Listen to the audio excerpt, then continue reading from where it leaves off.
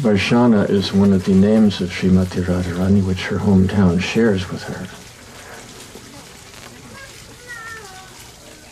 And generically, it means rain. Specifically, it means the shower of grace that flooded Vishwabhanupur on this day, right at noon, and eventually spread throughout all of Braj, and finally, by Srila Prabhupada's efforts, to all the world.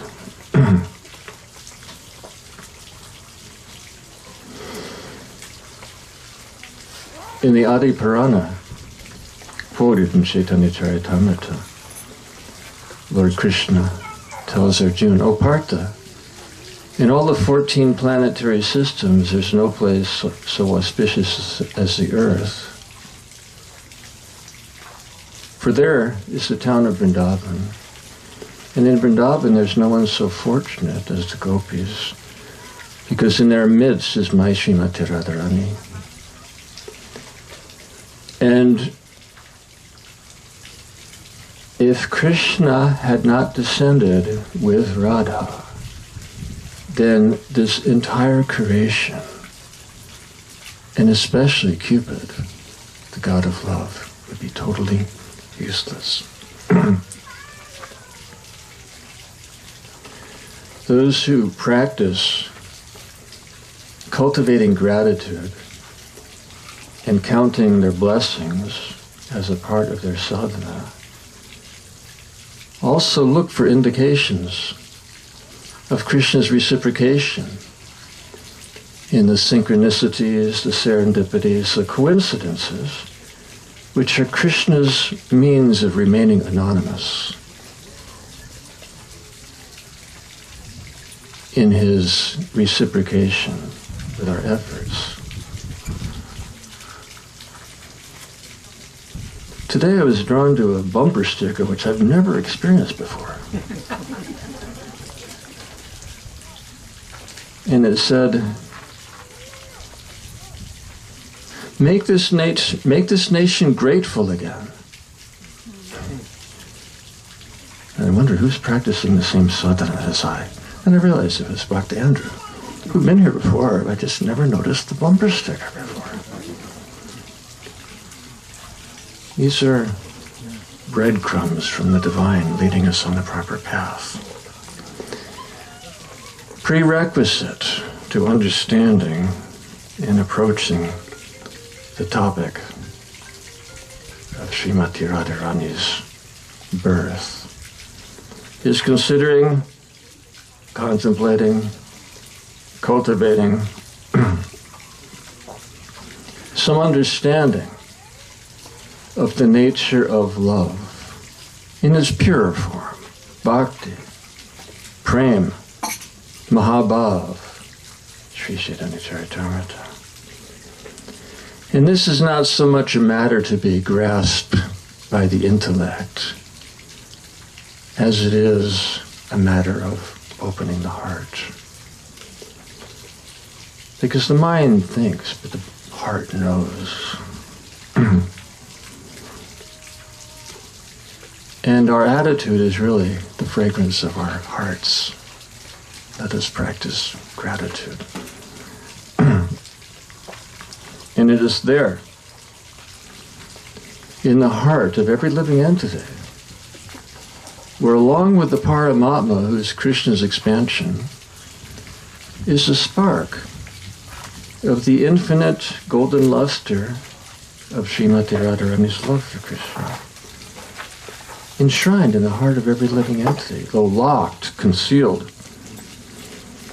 awaiting her gracious glance to unlock and release it.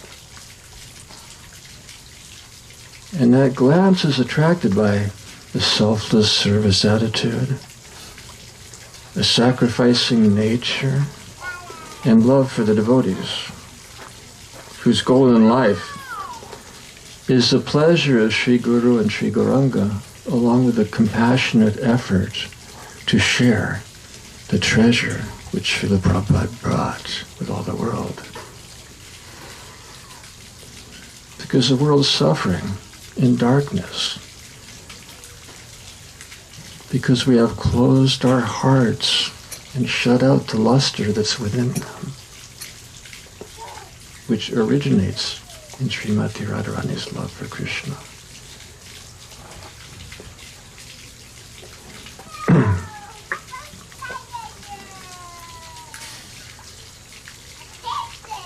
And that dynamic is personified in Srila Prabhupada.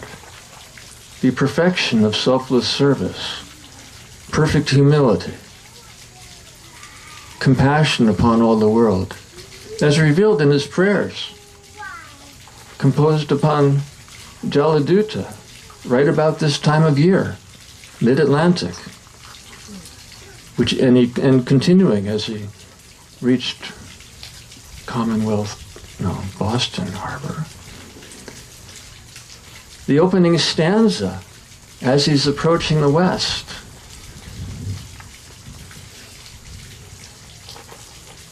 O brothers, you will obtain your good fortune from the Supreme Lord Krishna only when Srimati Radharani becomes pleased with you. And then he shared in his diary how he confided with what he called his companion upon Jaladuta, longing for the days he would be running and frolicking in the pasturing grounds again with Krishna. But then coming to the present moment, praising his Guru Maharaj, Srila Bhaktisiddhanta Saraswati, is so dear to the son of Mother Sachi, by whose compassion the holy name will reach every town and village in due course of time. And then Srila Prabhupada explained what is the ultimate pleasure for the Vaishnavas. When that holy name of Krishna enters the hearts of the sinful, miserable living entities and they become joyful in the flood of love of God, which Lord Gauranga initiated, and when as an echo, that holy name resounds from every town and village, every pasturing ground, mountain, stream, river, ocean, resonating the joy found in that flood of love of God, then the true desires, the true Vaishnava's desires are fulfilled. Then, in all humility, Srila Prabhupada said, I have no ability to fulfill this mission. But Krishna, you're the greatest of mystics. And you can make me able if you like, so make me dance. This is the Brijabasi spirit. Make me dance, make me dance, make me dance according to your desire. And then Srila Prabhupada so surprisingly signs his entry into his diary. I have no devotion, nor do I have knowledge. That's his humility. But he confessed, I do have deep faith in the holy name of Krishna. And that was the measure of his success.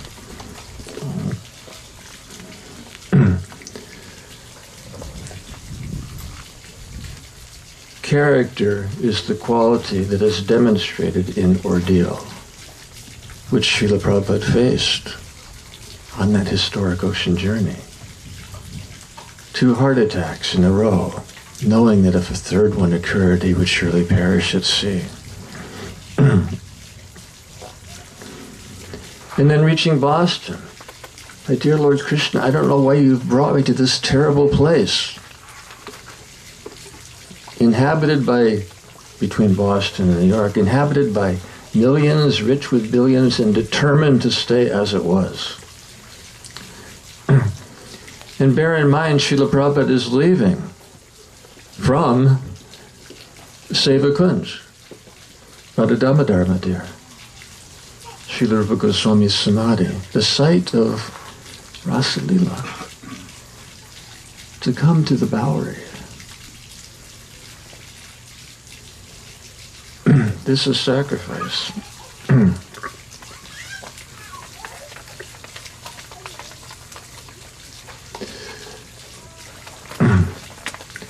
Srila Rupa Goswami has described love as the emotion which endures and even expands despite so many reasons that it would end. And this culminates in what we observe as Ratha Yatra, which is a recreation of the reunion with the Brijabasis with Krishna. After he left them with the assurance that I'll be back either tomorrow or the next day at the latest. And after 100 years, and every reason that in this world we would forfeit a relationship, Krishna changed his name from Vrindavanath, from Gopinath to Jagannath. And this was not pleasing to the Brajavasis. He changed his Varna from a Gopa to a Kshatriya. He changed his parents from Nanda and Yashoda to Vasudeva and Devaki.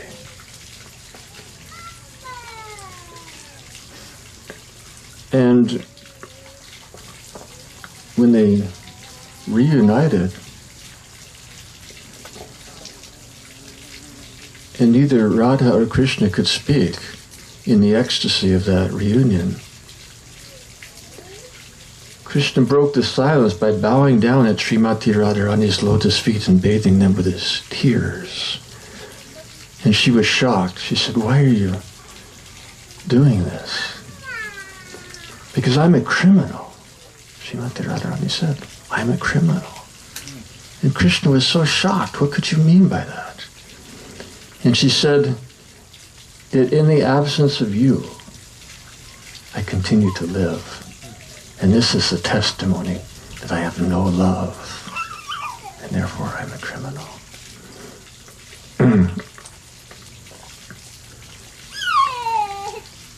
We should begin with some tattva, which may bore some of you, but it's necessary that we take what she says seriously. Devi Krishna Mai Prokta Radhika Paradevata Sarva Lakshmi Mai Sarva Kanti Sanmohini Pada. Chaitanya Charitamrita. The Supreme Goddess, Srimati Radharani, is the divine feminine counterpart of Lord Sri Krishna. She is the source of all the goddesses of fortune, all the gopis, all the Lakshmis, all the Devis. She is the source of all Devis. She alone possesses the attractiveness, the beauty to attract the all-attractive Sri Krishna. She is the primeval internal potency of the Lord. She's the embodiment of love, the source of all compassion, and the origin of bhakti, and thereby the only medium by which we can approach Sri Krishna.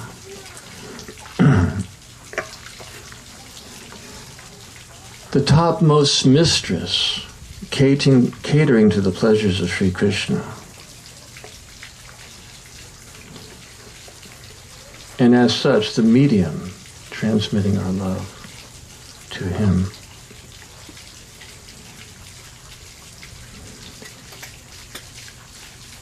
And the principle of parampara originates, we say that Lord Nityananda is the original guru, which is true as far as the outer circle in Braj, the four primary rasas. The inner circle being predominated by Srimati herself.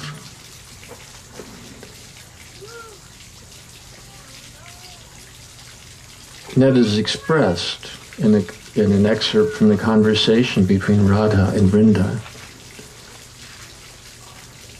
When Vrinda emerges from the groves, like she did this morning, and Radha sees her, she asks, "My dear friend Vrinda, from where are you coming?" She points to the north, from Radha Kund. "From the lotus feet of Krishna." "I'm coming from the lotus feet of Krishna," she responded. "Well, where is he?" "On the shore of Radha Kund." "What's he doing?" "He is dancing." "Who is his teacher?" And then Vrinda Devi replies to Radha, "Your image, revealing herself in every tree, in every creeper, in every bird, in every beast, in every nook and corner, every aspect of Vrindavan, your image is serving as his dancing teacher. And he is dancing behind." She's the Adi Guru in terms of Madhurya Ras. And this is important to understand because in the process of bhakti, as our praise and devotion and prayers rise in parampara, beginning with our offering to our own Guru Maharaj, that offering is enhanced by the bhakti of all the previous acharyas, ascending ultimately to Lord Nityananda, to Sri Sri Radha and Krishna. And in reciprocation, when the grace descends, enhanced by the realization of all the previous acharyas, our devotion is so much magnified in this spiritual dynamic of parampara.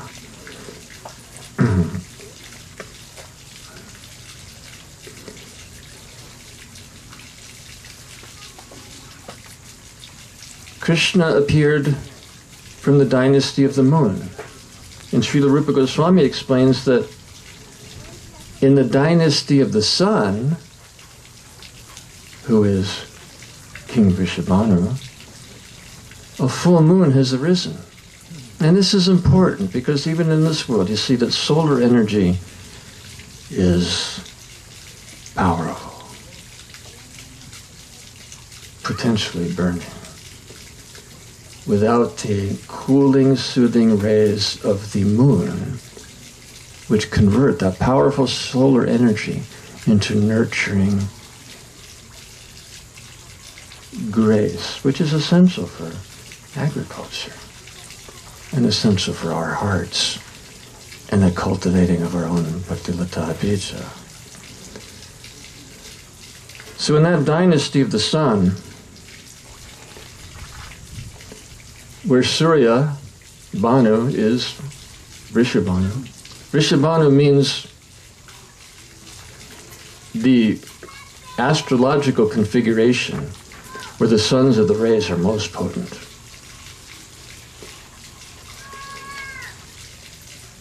In that dynasty, the full moon has arisen. Going back a generation, in Raval, the king Mahabhanu had 5 sons who were all great Vijarshis, who selected Vrishabhanu to be the successor. And that King Vrishabhanu in his ontological, depending on how you look at it, is King Vrishabhanu Surya or is Surya Vrishabhanu? Works both ways. Anyway, when Surya worshipped Krishna with the desire to attain Gokuleshwari as his daughter, the Lord agreed to fulfill his desire. And Bhanu became Vrishabhanu, who married a gopi named Kirtida.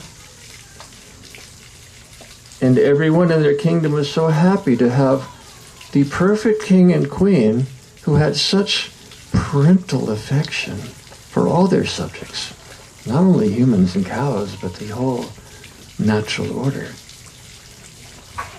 King Vrishabhanu and Kirtida loved as their children. And everyone was so satisfied in that protection. But similar or parallel to the story of Nanda Maharaj and Mother Yashoda, King Vrishabhanu and Kirtida, even into old age, way beyond childbearing time, they had no offspring. And this was like a cloud covering the brilliance and the luster of their love.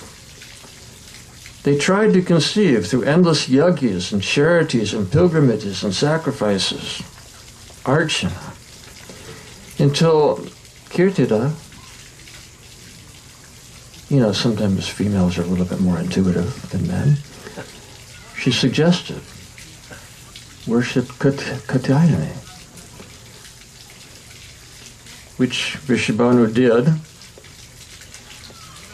at the foot of Govardhan, on the shore of the Jamuna, performing austerities for a long time, praying to Katyayani, until he heard her voice vibrating. O son, accept the holy name properly, and all your desires will be fulfilled. He went to the ashram of Kratumuni on Govardhan, where he received initiation into chanting the Hare Krishna mantra, which he did consistently until Goddess Katyayani appeared to him in person and asked, "What is the benediction you desire?" And he said, "Seeing you, all my desires are fulfilled. And you know my heart, and if you see something deeper, you can fulfill that as well." That fulfillment came when King Vrishabhanu was plowing the field. Now there's many versions of the appearance of Srimati Radharani, depending on what the rasa, the dynamic, the age, the kalpa in which it occurred. And for those of us here in the plow department of New Vrindavan, we were so delighted that Srila Prabhupada chose the version of her appearance in the furrow as her father plowed the field. Archetype for the plow department and the sacrament of the plow, the agency of Balaram, which opens the field, it opens our heart to receive the Bhakti Lata Bija, which in time emerges and grows. So today, at noon, in the furrow, to the king in his old age,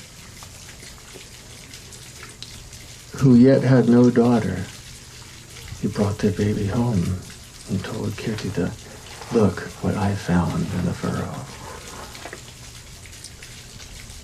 Exactly the way Sita appeared. Sita means furrow. It means the womb of the earth. Because just as Krishna appears through the agency of Garbhodakshaya Vishnu, Srimati Radharani appears through her own expansion, the earth, in the furrow. But yet the joy was short-lived when they realized that this girl is as unresponsive as was Balaram before Krishna was born. She appeared to be, and I hate to say these words, but it's quite accurate, deaf, dumb, and blind. Meanwhile, in Upper Golok, Narada Muni was wandering through the villages and groves, and he observed that all the pastimes were extremely pale. And he concluded that Krishna must have descended with Radha. So Narada came to Gokul, to the palace of Nanda Maharaj. And he saw the Lord of his life in the son of Mother Jashoda. And he told Nanda Maharaj that you are so special and blessed because the devotees will forever take great pleasure in hearing and chanting the pastimes of your child. But then he was very eager because what is the use of the energetic source without energy? So Narada understood that Radha must have appeared in the house of a gopa nearby, so he was going to all the houses. Imagine how enlivened everyone was to receive Narada Muni in their homes. But he had one mission on his mind. He was preoccupied. And he came to the palace of King Vrishabhanu. And he asked him, do you have any children? I mean, after the formalities were properly concluded, do you have any children? And King Vrishabhanu brought out Sri Dhamma, Srimati Radharani's older brother. And Narada was so ecstatic, seeing all divine qualities embodied in this boy. And he told King Vrishabhanu that your son will be the best friend of Krishna and Balaram. He will play with him day and night, so take good care of him. And yet he was a little disappointed. This is your only child? And King Vrishabhanu didn't want to admit it first, but finally he confided, I have a daughter as well, but she appears to be deaf, dumb, and blind, totally unresponsive to anything in this world. And he said, let me see her. So they brought out the baby Radha and beseeched Narada Muni, can you, by your blessings, make her normal?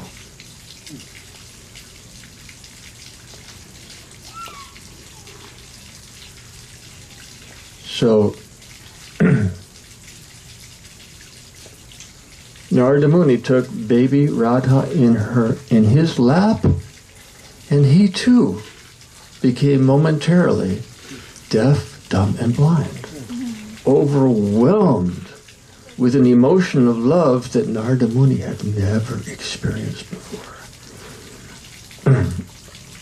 He was so stunned. And he told King Vrishabhanu, I travel everywhere in creation. I've seen the beauty of Parvati, which can't touch the beauty of this girl. I've seen Lakshmi Devi, Mohini, Saraswati, who can't compare to the shadow of this girl. And simply seeing her, I'm feeling such ecstatic love for Krishna that I need to spend time alone with her. So Narada Muni took baby into a private room where he could glorify her according to his heart's content without disrupting the parental bhav of Vrishabhanu and Kirtida. And he was thinking in his mind that if this baby can make me stunned with ecstatic love for Krishna, what might her Kaishori form be like? And that desire was instantly fulfilled. Kaishori appeared with her sakis, and Narada Muni once again fell deaf, dumb, and blind, being overwhelmed by the beauty and wonder of this revelation. And when he was stunned, motionless, senseless externally, the gopis took Radha's Charnamrita, sprinkled it upon his head, and then Narada Muni began to sing the most ecstatic, spontaneous bhajan that attracted King Vrishabhanu to enter the room and said, why are you glorifying my daughter like this? my little baby daughter. Why are you, Narada Muni, glorifying her in such ecstasy? And he touched the hand of the king and said, summarily, as we would say in the West, all is well with my soul. And then he departed. No, before he departed, he revealed the secret, how to awaken her senses, which are now dormant. He said, all you have to do is hold a festival. That's all you have to do. Implied in that message is, first invitation will go to Nanda Yashoda. So, they announced the festival. Nanda and Yashoda arrived, and when Mother Yashoda saw baby Radha for the first time, she just put Krishna down on the floor and took Radha in her lap. And then Krishna began to cry. She picked him up and held him in her lap beside little Radha. And when that fragrance of her Lord entered her nostrils, she reached out like babies do. They each reach out and touched each other. When she touched his hand, she opened her eyes and she began to sing so sweetly. And everyone was overjoyed. She is no longer deaf, dumb, and blind. She is very responsive now. And the reason for that was her condition for coming to this world. You know, Krishna told her that I'm going to descend. And she said, well, I have to go with you, but I have certain conditions. First of all, I can't live in a place where there's no Vrindavan forest, no shade of Govardhan, no flow of Jamuna. He said, well, look down, they're already there. She looked down, sure enough. They were awaiting. The other condition is that the first person I see has to be you. And he agreed. And it was fulfilled. And her vision was restored. So, Braj Leela can't progress without repeated appearances of Durvasa Muni, which is not alluding to any particular person in this assembly. And even if it was, it should be taken as the highest compliment. I've noticed that people have mixed feelings about Durvasa Muni. He appeared to fulfill Mother Yashoda's desire.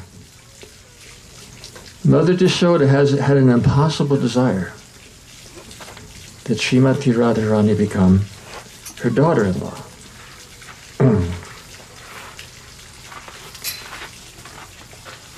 And she was so tricked by maternal affection that she was oblivious to Krishna's preference for Parakya Ras. Why? Because of the spontaneous, it's nourished by the spontaneous ingenuity, ever expanding to overcome the obstacles placed by relatives. So, that's when Durvasa Muni appeared. And, you know, most of you know the story. Too long to delve into today, but the culmination was he blessed little Radha, just a little child, that whatever you cook will be sweeter than nectar, and whoever tastes it will become powerful, invulnerable to obstacles, and live a long life.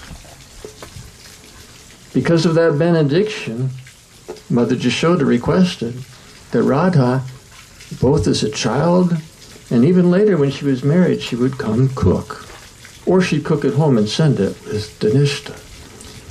But at this time she would go to Nandagram every day on the bank of Pavan Sarovara. She would cook for Krishna. And there, you can see the nature of King Vrishabhanu's parental affection. He built a moon tower on the bank of Pavan Sarovara. For the external purpose that his daughter would have a place to change her clothes and take a nap after she bathes, and that couldn't. But you don't need a tower to change your clothes and take a nap. Why did he build her a tower? So she could spy on Krishna. Anywhere he tried to hide in Nandagram, she could see him, because of the mystic powers inherent to this moon tower. And he also knew he was being spied on. And that drew him to the moon tower, where they enjoyed many blissful childhood pastimes.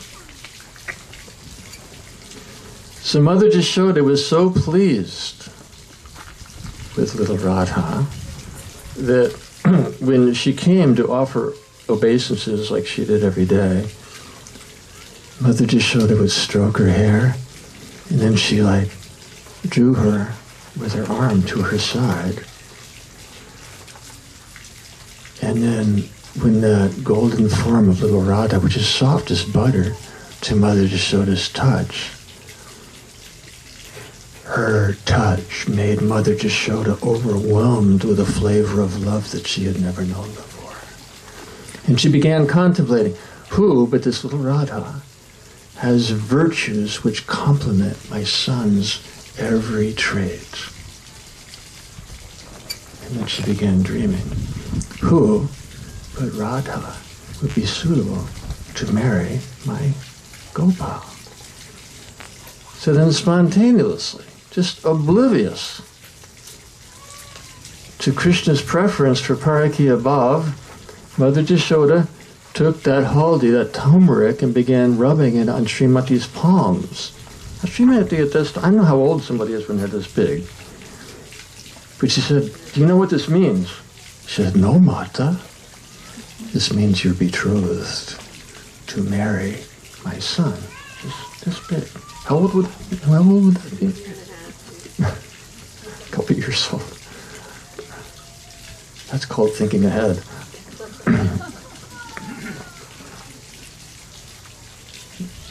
This means you're betrothed. And then she was thinking, well, what will my other mother say? And Mother Jashoda said, Kirtika's heart is pure and magnanimous. She'll certainly guide you on the proper course.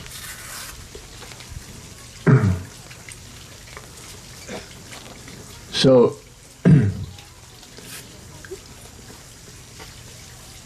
Mother Jashoda told little Radha, so, tell your parents that we should get together and discuss this matter. And Radha, so meek, so humble, told Mother Jashoda that your every wish is my desire. She bowed down at Mother Jashoda's feet and then fluttered down those long stairs, descending from Nanda's palace to meet her friends on the way. And she confided. Now, Lalita Vishaka are with us today because Vishaka was born the same instant as Radha, so it's her birthday as well. So she confided. She showed Lalita Vishaka her palms that were golden. Vishaka said, this is a predicament that Mother Jashoda has put us in. Because we play in the dust all day, Our freedom will be curtailed by marriage. So Vishaka was apprehensive. And Lalita said, don't worry about it. This is not some indelible dye. Just wash your hands. And then they looked, and there's a beautiful god right before them, with steps going down to the water. So Srimati stepped down the staircase, lifted her skirt to her ankles, stepped in the water, and bent over to wash her hands when she saw her reflection. And this is parallel to Krishna seeing his reflection in the jewels of the pavilion and now Vrindavan. So when Srimati sees her reflection in the water, she said, maybe I am the proper match for Gopal. Nevertheless, Lalita had told her to wash her hands, so she did.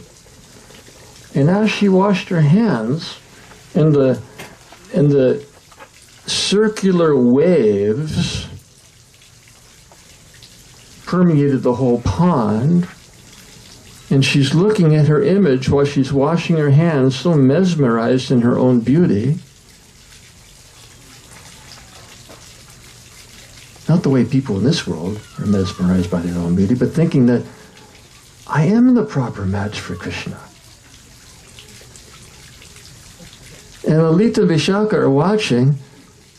It didn't take her long to wash her hands, but she mechanically just kept scrubbing and scrubbing and scrubbing.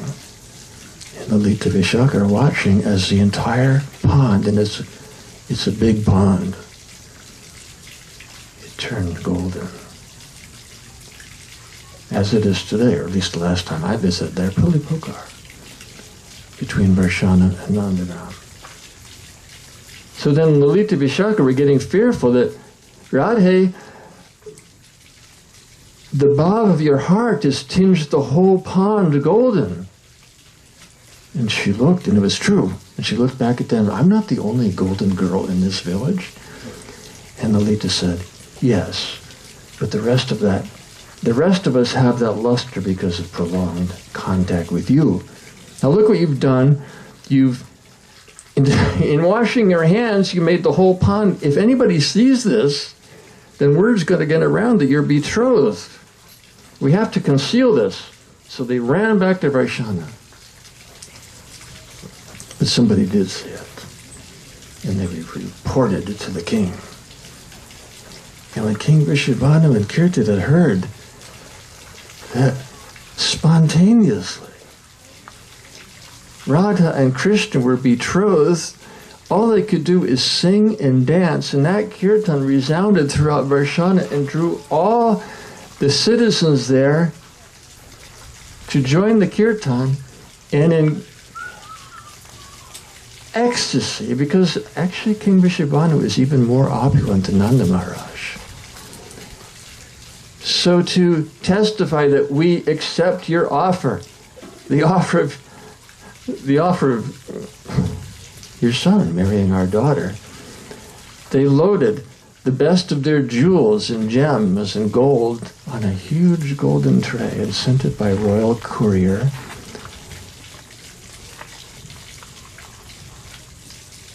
to Nanda's palace. King Vrishabhanu sent the treasure to Nanda Maharaj to affirm, we accept Mother Jashoda's proposal. And then Jashoda and Nanda were thinking, well, we don't have any kind of wealth like this to reciprocate. So what do we do? But they couldn't think about it right then because their palace filled with all the citizens singing and dancing in the ecstasy of the news. So Nanda and Jashoda were very busy hosting so many guests. And when all the guests had been served to their heart's content and went home, they turned back to the golden plate, which was stacked with a high mound of jewels and gems, and it was empty. So there's a thief in Nandagram. Could only be one person. Gopal, did you happen to take the jewels? He said, yes, Mata, yes, Pita, I took them. Because I knew that you were in anxiety, that you didn't have any such wealth to send back. So I saw your servants plowing the field yesterday, awaiting the harvest, and I planted all the jewels and gems in the soil. And the harvest will be of such bounty, and more so the blessings to follow. You'll be so proud of me. Gopal told Nanda Maharaj. Nanda said, my dear boy, it doesn't work like that. You can't plant jewels and gems and rubies and diamonds and pearls the way you do wheat, rye, oats, and rice.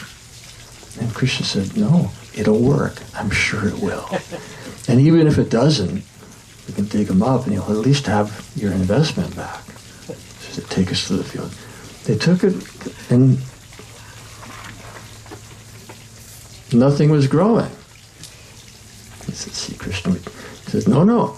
So he dug up one of the rubies, and then as in his little lotus hand, that ruby quickly grew into a kalpavriksha tree filled with diamonds and pearls and emeralds and sapphires.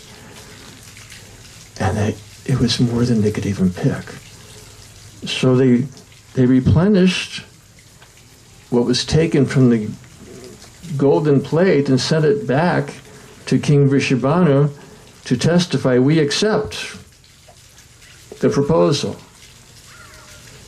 And then there were so many jewels and gems left over, they had to fill ox carts and make a caravan carrying the jewels back to King Vrishabhanu. And everyone was so overjoyed. Now it's confirmed, except for one last detail. That's the blessings of the Guru, which in Braj is Purnamasi. Siksha Guru to everyone. So Nanda and Yashoda, Vrishabhanu Kirtita came into Purnamasi, who's a close associate of Vrindadevi in terms of orchestrating the Yoga Maya. They came before Purnamasi and jubilantly told her that our children are... They didn't even think of that as children. They thought that, Radha and Krishna are going to be married. And here's the horoscopes. You're kind of doing the first and last, but here's the horoscope, and Purnamasi looked at their astrological charts and told them that if these children, and I repeat, they are but children. Now by this time they couldn't have been more than 6 and 7 years old at most. If these children get married at this time, there's going to be a lot of difficulties. There's going to be a lot of challenge, there's going to be quarrel, and the marriage will not last. It's not that I'm against the principle, and maybe in the future the astrological configurations will shift into something favorable. So we can reconsider when these children reach the right age, we can look at the horoscope again, and I'll even call Gargamuni, chief priest of the Vishnu dynasty, to come from Mathura to double check. But for right now, you better forget this whole thing. So, that was the end of that.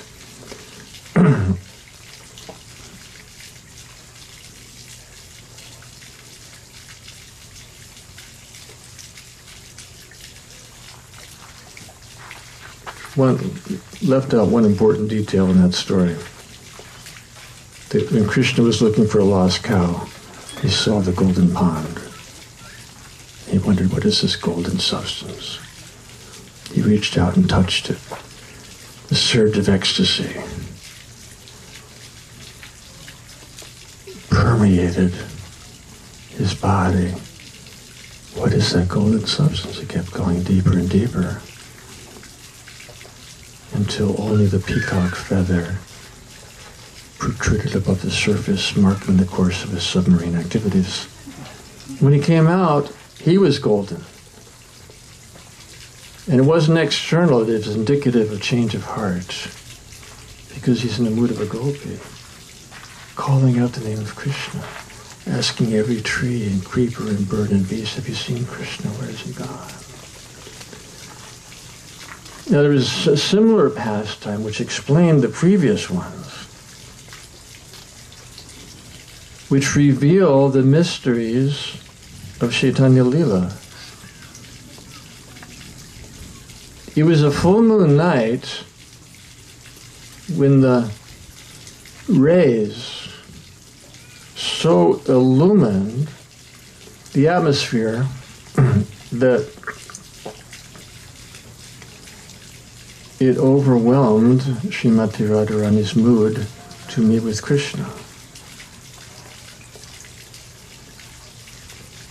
So there's the Kalpavriksha known as Imlital, tamarind tree, actually Kalpavriksha, near the Yoga Pit where Krishna wanted to experience Radha's treasure of love for him.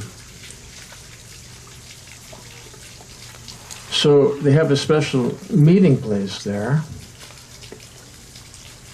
1,000-petaled lotus. Each petal is a kunj of a saki and a manjari. And in the world, that lotus is a temple of Radha and Krishna. And to fulfill Radha's waxing desire to meet with Krishna, being Purnim, full moon night, when the deities dress in white, and it's intentional, as you'll find in this pastime, an indication, to fulfill her desire, Sakis and Manjaris dressed her in a swan white sari, and all her ornaments were pearls. And with white cloth they muted her ankle bells so that she could go to the Imlital to meet Krishna. Simultaneously, Krishna wanted to meet her, but he had no trouble slipping out of the palace and finding his way to Imlital because he just merges with the shadows and is quite indetectable. But Radha, with such a luminous golden complexion, she is hard to miss in the evening landscape. So she had to avoid all the shadows and stay in the moonlight as to not be detected on her way to meet Krishna. So Krishna got to the Imlital before her. This is the same Imlital in Chaitanya Charitamrita where Lord Gauranga would go to meditate on Krishna, and his golden form would turn sapphire. So Krishna's there at Imlital in a kunj. Radha has not arrived. And the separation is burning in his heart, and he's impatient. Every leaf that falls from the tree, he's wondering, is that her? And he runs out, but she's not there. He composed himself by seeing her features in every aspect of Vrindavan. The long, twisting Jamuna with its crisscross waves was her braids. The lotuses on those waves were the flowers decorating her hair. And the fragrance coming off Jamuna was the scent of her tresses.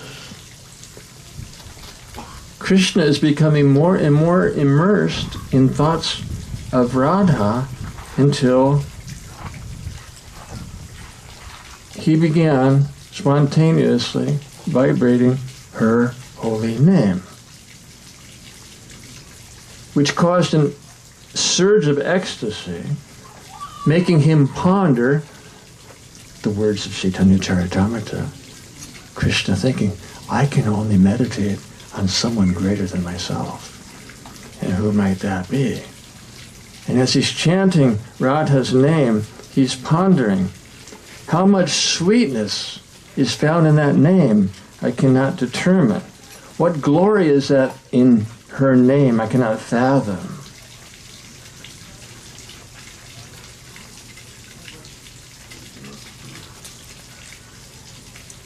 And as he's chanting her name, all the birds and the animals, they converged at the entrance to the kunj and are watching, stunned in amazement. And at that time, Srimati Radharani arrived, and when she saw the luster, the golden luster permeating the kunj, and some figure within inside that luster, she thought, this must be some deva awaiting a sylvan goddess. So Krishna saw him here and went to Yoga Pit. So she headed toward Yoga Pit, but then she heard her name being vibrated with the same voice that ever resonates within her heart. She said, what is this? She turned back. The animals and birds made a way for her to approach the entrance to the kunj. She went inside, and in her presence, Krishna came out of his trance, and he was so absorbed in the mood of Radha. He was so absorbed in the mood of Radha, burning in separation, awaiting the appearance of Krishna at the kunj, that when he opened his eyes and he saw Radha, he's thinking he's Radha. So he sees Radha. He said, who are you? Are you Radha? And she thought it wise at that time not to say anything. She simply smiled graciously and tilted her head and sat down beside him as he's trying to, like an identity crisis. Who am I? I have a form, but what happened to my mind? Finally, she asked him, every form you ever assume has meaning and purpose, and what does this signify, this golden form I just saw? And he explained the mysteries of the upcoming golden avatar. And he explained to her, the mystic influence of your name took possession of me and made me feel as if I was one with you. I was so absorbed in wandering through the myriad ecstasies in your panoramic landscape of your heart that your devotional ecstasies covered my dark complexion with yours. And I assumed and revealed this form which is forever concealed in the heart of the Vedas. Gaur Avatar is implicit in the Vedas, explicit in the Gaudiya Shastras. So when Radha heard this name, Gauranga, she started chanting Gauranga, Gauranga, Gauranga. And she felt such pleasure. She told Krishna, when I chant that name Gauranga, I feel like I'm chanting your name, Krishna. And he said, not only my name, your name as well. The 4 syllables, Gaura Anga, are equal to Radha and Krishna, equal and same. So I will come immersed in your heart's mood to distribute Braj Prem to all the world. And she asked him, well, how will you acquire the bhav to know the feelings of my heart? He said, your holy name empowers me to enter your heart and plunder its contents for the purpose of distribution. And then she became angry. If you plunder the love of my heart, then how will I be able to serve you? And he explained it's just like when you offer prasadam to the deity.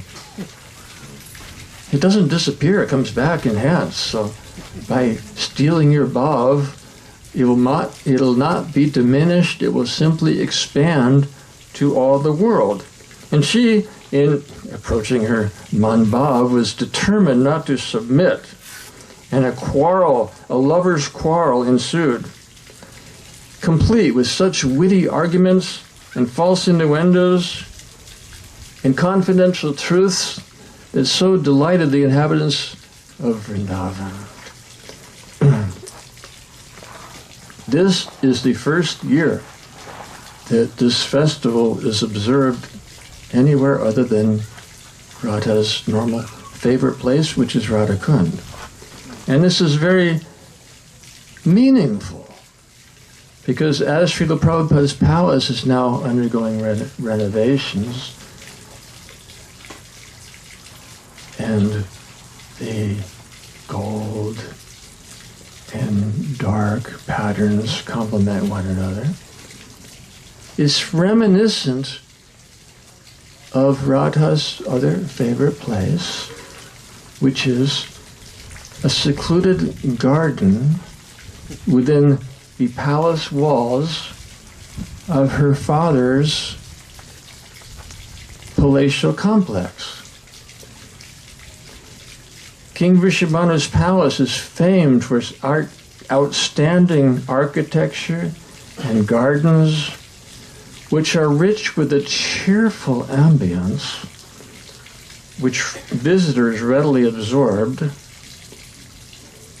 And in this setting, the three children of King Vrishabhanu, free of royal attire, expectations, and obligations, would play joyfully with their friends.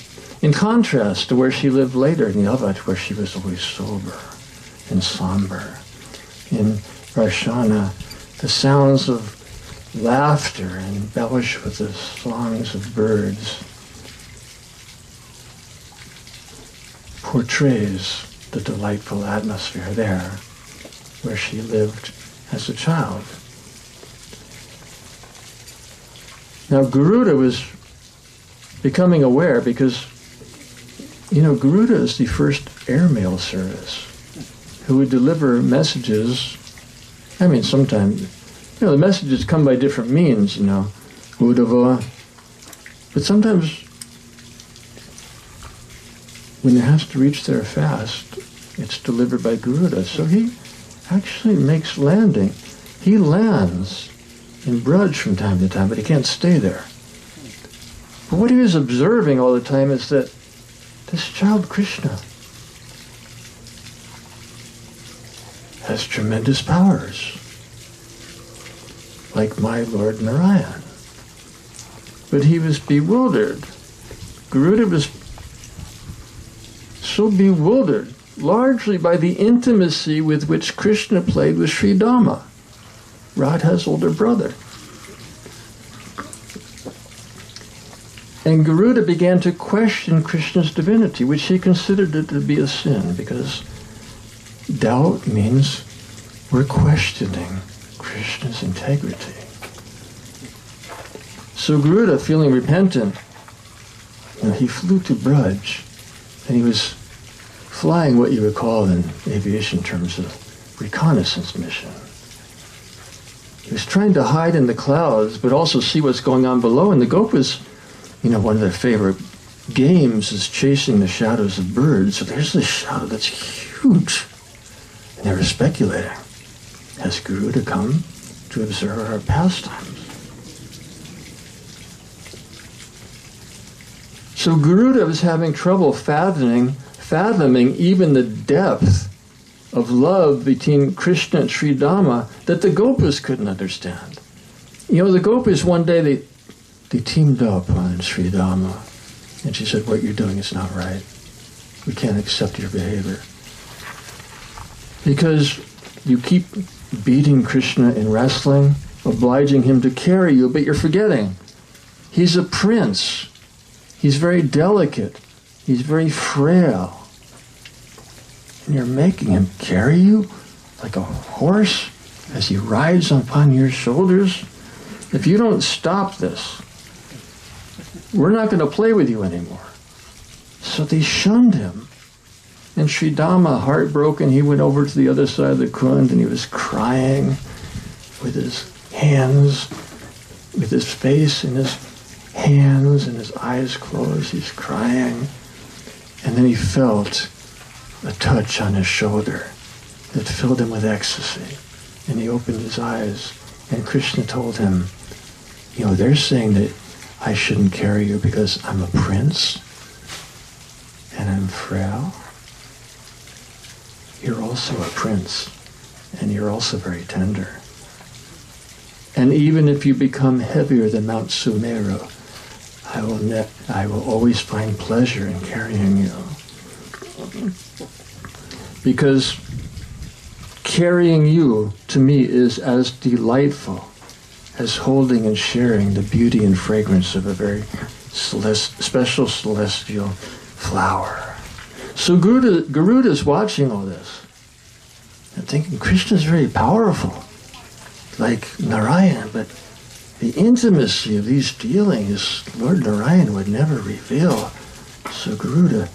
But finally he concluded that Krishna is in some way related, as Garga Muni said, to Lord Narayan. So Garuda, he landed in front of Krishna and bowed down and said, I'm sorry for doubting your divinity the way I did. How can I atone? And Krishna said, take me for a ride. So he climbed on Garuda's back, and they went flying through the sky. And then the Gopas are looking. That's definitely Garuda. But who's this passenger? And they got into an argument. Half were saying it's Narayan, and the other half were saying it's Krishna. And how could that argument be pacified when to settle the dispute right before the Gopas, Krishna assumed his four-arm form, and Sri Dhamma became Garuda, and Krishna climbed on the back of Sri Dhamma in the form of Garuda, ascended into the sky as they flew in circles around the Gopas, waving at them with great joy. And then the Gopas never again questioned the way that Sri Dhamma played with Krishna. So, back to Navadvip, as we've been discussing lately, especially on Balaram's appearance day,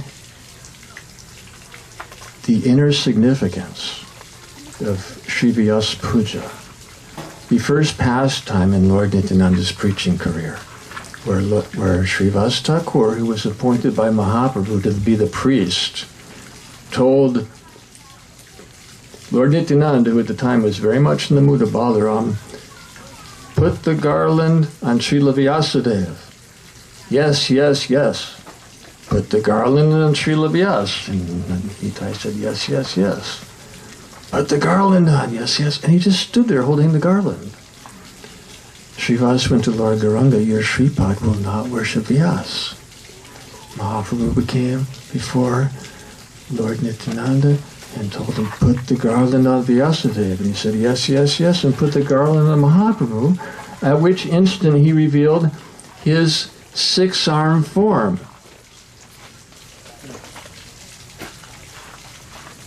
Of which two hands were empty. And he told Lord Nityananda, give me the plow. And those who were fortunate could see the exchange of the plow, and those who were not so fortunate saw there was definitely some exchange going on there, although they couldn't see what it was. Why did he insist on worshiping Lord Gauranga instead of Srila Vyasadeva? For the treasure concealed within the Vedas, which Veda Vyas may or may not know. Radhadasyam, the highest aspiration of the Gaudiya Vaishnavas, to offer our droplet of bhakti into the ocean of her devotion, to have it counted and integrated with her love as an offering to Krishna, so that our lives can find purpose and meaning in bringing him a significant joy. The bhakti, the prem, the mahabhav of Radha, like the Dham who portrays it, or the sunshine who symbolizes it, is ever expanding and infinite, and the implications are profound. One devotee asked Srila Bhaktisiddhanta Saraswati one time how to achieve the ultimate grace of Sri Krishna, and he said, when Srimati Radharani casts her merciful glance and accepts you as her own. And that sentiment was echoed by Srila Prabhupada on Radhastami,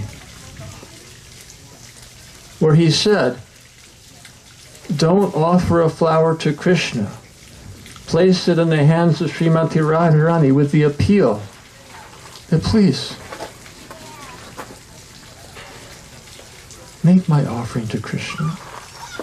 And she says, you've brought me a flower?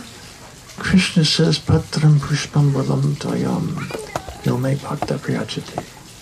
And then Srila Prabhupada said, then she takes it to Krishna and said, this devotee brought you a flower, please accept because he's better than me. And then Srila Prabhupada said, this principle applies. If we go through the grace of Srimati Radharani, then Krishna will accept our offering if she's pleased. However fool and rascal I may be. So we pray to Radha. Remember me to your Krishna. And then he repeated it, your Krishna. The mood of the six Goswamis. Srila Prabhupada said, cultivate feelings of separation from Krishna. Not like Sahajas, I've seen Krishna dancing at night. This is not a cheap concept. It's the most precious and sacred we hold far above our heads. So the internal dynamics of Krishna consciousness are activated by sound. The subtle energy released in our chanting. And when we call upon the ever-nurturing grace of the Supreme Mother, the Supreme Goddess, the Supreme Devotee, Srimati Radharani, we call upon her to awaken our souls from the dormant slumber condition of darkness, because we've closed our hearts to Krishna and the luster within has been concealed. And it can only be reawakened, activated by her nurturing love and compassion, which illumines the path to Braj in the hearts of the devotees. Srila Prabhupada said on Radhastami Day, the mood of the Goswamis which we imbibe is searching for Krishna. Hey Radhe Brajadevike Chalalite Hey Nanda Shunukota Shri Govardhana Kapapada Patale Kalindi Vanekota. Where is Krishna? Where is Radha? And